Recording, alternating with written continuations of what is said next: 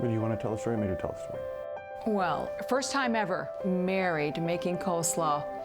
And if I remember correctly, she was even shredding the head of cabbage. That's how into it she was getting. I was doing it perfectly. As I'm watching this, she goes to put onions in coleslaw, and I said, "Oh, Kathy," I says, "you don't put onions in coleslaw."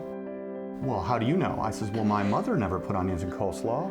And her very quick response was something like, "Well, I don't care what your mother did. I don't want to know what your mother did." And so he says. So then I said, "Well, where did you learn to put onions in coleslaw?"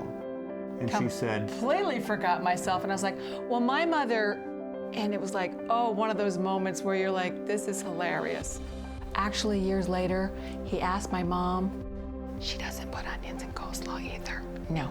And so I've had to learn to laugh at myself over my mistakes. I think that's really critical. When you're married, you want to be best friends. To last a long time, you actually have to like that person, and you have to work on being best friends, and I think we've done that. You do. Yeah. You have to know what is important and what is not important.